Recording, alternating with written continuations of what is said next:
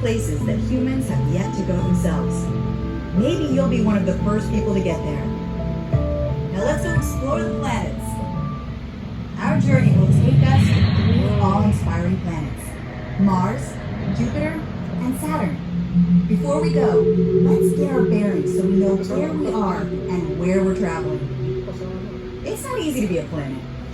The International Astronomical Union says that a planet is only a planet if it orbits the sun, has enough mass and gravity to force its shape into a sphere or ball, and be big enough to push away any objects of a similar size in Earth's orbit. That leaves us with 8 confirmed planets in our solar system. But there'll always be a planet in our hearts, Pluto. In the center is the sun. The sun is the center of gravity for the entire solar system, keeping the planets in their constant elliptical orbits. It's so big that it contains 99.8% of the solar system's mass. The massive gravity creates a great pressure inside the star that fuses hydrogen atoms into helium molecules and creates the heat and light that radiate out from the sun, giving us light and warmth and energy for school or work or an adventure-filled vacation on this very ship. Mercury is closest to the sun and is the smallest planet in the solar system. It's tiny, just a little bit bigger than our moon, but fast. It races around the sun in only 88 Earth days, but because it spins so slowly on its axis, a day there is 59 Earth days long. The sun looks like a big zigzag in Mercury's sky, thanks to its weird orbit. Far out, right? Things spin a little slower on Venus, the next planet from the Sun, which is also the closest one to Earth.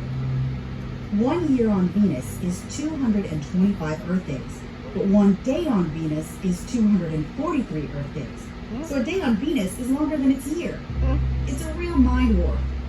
For us Earthlings, it's difficult to imagine when a planet rotates slower than it orbits the Sun, but it would be nice to celebrate your birthday every single day.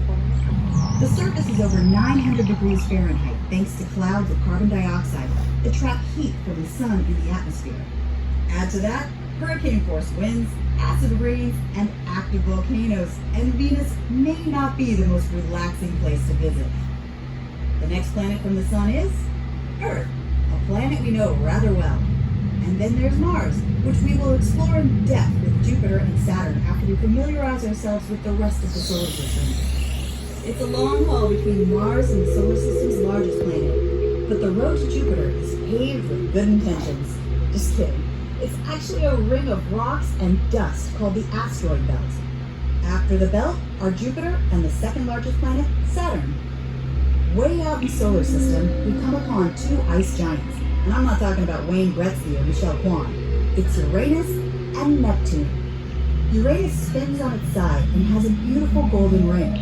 But it's pretty gassy. It's mostly hydrogen, helium, methane, water, and ammonia surrounding a rock center. Neptune is the farthest planet from the Sun, we think. It takes Neptune so long to travel around the Sun that it's only happened once since we first started calling it Neptune in 1846. It's a very cold and stormy place. If you think hurricane season is rough where you live, you don't want to live on Neptune. You know how I said we think Neptune is the farthest planet from the Sun? There might be a planet 9, but it's not Pluto. Pluto, the cutest little dwarf planet, was recently downgraded because it didn't meet the strict planetary standards, since it hasn't moved other objects from its orbit. But Pluto still has plenty of surprises. For example, the temperatures are so cold that Pluto has water ice mountains that float on slushy nitrogen. Here's the deal with the possible planet 9. There may be a planet you can fit 60 Earths in with a radically huge elliptical orbit far beyond Pluto. Its year would take over 10,000 Earth years. But scientists can't prove it exists, yet. We have observed possible evidence of objects pushed out of its way thanks to its massive gravity, and this information has astronomers really excited. Stay tuned.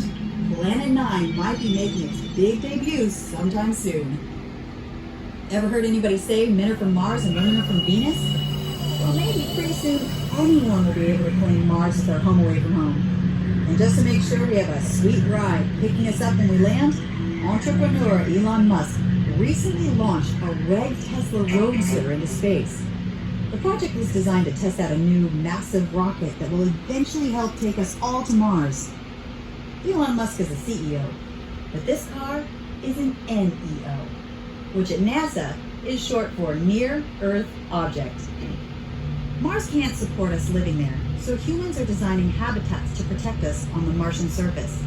Soon, we could all be Martians. I'm not kidding.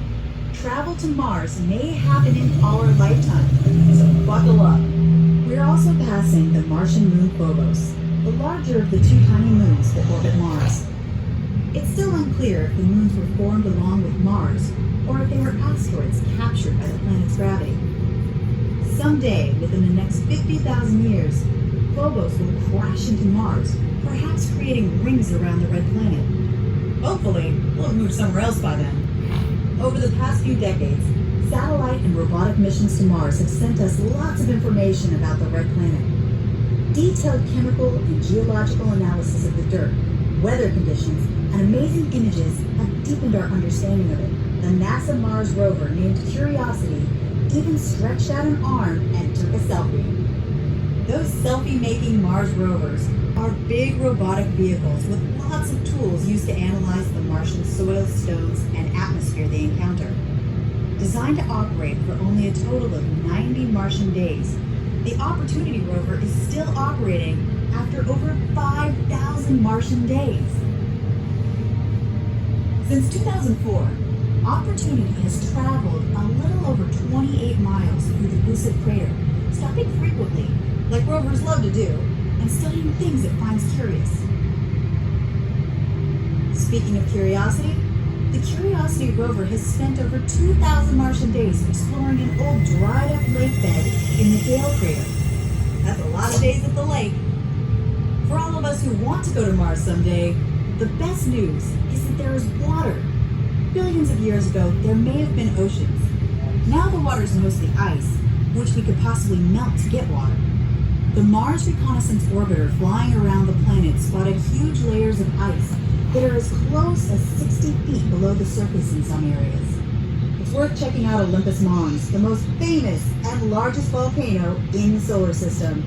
It's almost 3 times taller than Mount Everest and is about the size of the entire state of Arizona.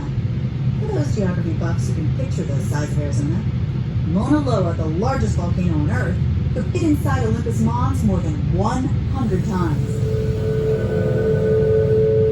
Another breathtaking feature of Mars is the 2,500-mile-long canyon known as Valles Marineris, the Mariner Valley. It's as long as the United States is wide and over 4 miles deep in places. If you feel tiny standing on the rim of the Grand Canyon, you're going to feel microscopic next to the Mariner Valley. The famous astronomer Galileo was staring at the sun way before our parents told us not to. His discoveries helped support the fact that the Earth orbits around the sun and not the other way around. He was also the first person to use a telescope to look at the planets. When he did, he saw something no one had seen before. The 4 largest moons of Jupiter, Io, Europa, Ganymede, and Callisto. That was pretty amazing for the 1600s. But it turns out good old Galileo missed 65 other Jovian moons. These moons are rich with unique geology and a possibility for extraterrestrial life in the solar system. Yep, I said life might actually exist in the solar system beyond Earth. Let's look at the gorgeous, gaseous planet itself. Unlike the rocky interior of Mars and Earth, Jupiter is mostly hydrogen and helium. If it were a good bit denser, it could have been a star, but it can still enjoy its moment in the sun. The Great Red Spot, a massive storm on Jupiter about the size of Earth, has been visible for at least 300 years. Imagine a 300-year-old storm. Like storms on Earth, the storms on Jupiter have strong winds and high clouds that reach way up into the atmosphere that act as a vent for hot air. Unlike the fruit punch stains on my couch, the Great Red Spot is shrinking, and it may be gone in as little as 15 to 20 years. At least we'll have plenty of pictures to remember the good times. There's so much turbulence inside Jupiter that the surface looks like a strawberry syrup being stirred into a vanilla milkshake. Yum! All across the surface of the planet, you can see circles of small white storms. The storms change from white to red when the clouds reach higher into the atmosphere. From Jupiter, let's venture to another gas giant, Saturn, made of mostly hydrogen and helium. 9 Earths set side by side would fit within Saturn itself. She's no single lady, as she's got 7 rings on her and at least 62 moons. It's a real schlep from the sun, though. About 886 million miles on average, making daylight on the planet pretty dim compared to what we know on Earth. The moons of Saturn have become prime spots for searching for extraterrestrial organisms. One of the moons of Saturn, called Enceladus, has massive geysers, which are fountains of hot liquid and gas that shoot as far as 300 miles above the surface. Earth's largest geyser shoots hot water only 300 feet. It's a big deal since these events might produce the kind of molecular food some little living organisms like to munch on. That means that life might exist. Another moon, known as Titan, is foggy and covered with methane lakes that could also support life. The Saturn system is rich for exploration and discovery, so we might have to come up with a new name for creatures we might imagine living on Saturn's moons. I don't know, Moonosaurus? Saturnians? We could probably do better than that. As we fly back towards Earth, I'm struck by how real the possibility of life somewhere else in our solar system seems. We're going to find more and more places in the cosmos that have similar environments to the extreme places on Earth that still harbor life. Greenland's ice sheet, for instance, hosts microbes. Maybe something similar can be found on Neptune. An ocean may be hiding under the ice crust of Europa. Could they be similar to the subglacial bacteria-filled lakes of Antarctica? People visit Antarctica all the time. Perhaps people will visit Europa too. Even the mud-like lava flows found on some moons are strangely similar to the volcanoes on Earth where bacteria survive. Earth might not be as different from everything else in the solar system as we thought. Like the deserts of Earth, the Martian desert has fog that flows across its surface, and lots of creatures call the deserts of Earth home. If there is life elsewhere, it will probably be microscopic and unlike anything we know, but we can always dream of Martian snakes, cactuses, other creatures with sharp teeth and spines. Speaking of home, there it is, planet Earth, a 4.6 billion-year-old planet with lots of water and an atmosphere primed for life. We've got nitrogen, oxygen, a little argon, and a touch of carbon dioxide in just the right amounts. It was once believed that the Earth was the center of the universe. And thanks to people like Galileo, we know now that it's not true. What's more, our solar system is not even close to the center of our galaxy. We're just 2/3 out on one of the spiral arms of our galaxy, the Milky Way. And the Milky Way is somewhere in our expanding universe. We too have impact craters similar to our moon. And like Mars, we have our own great canyons formed over millions of years by water flowing from the hills to the sea. We too have majestic volcanoes like those of Venus and Mars, but ours are constantly changing the landscape. Great storms we call hurricanes and typhoons, with clouds rising 10 miles into the atmosphere that remind us of the storms on Jupiter, Saturn, Uranus, and Neptune. As we look up tonight, and every night, we can imagine all the discoveries that are yet to be made. Perhaps you will be the ones out there taking the first steps on Mars, exploring Titan, Europa, or other things in places we don't even have names for yet. We know just a sliver of what there is to be found. There is simply so much more.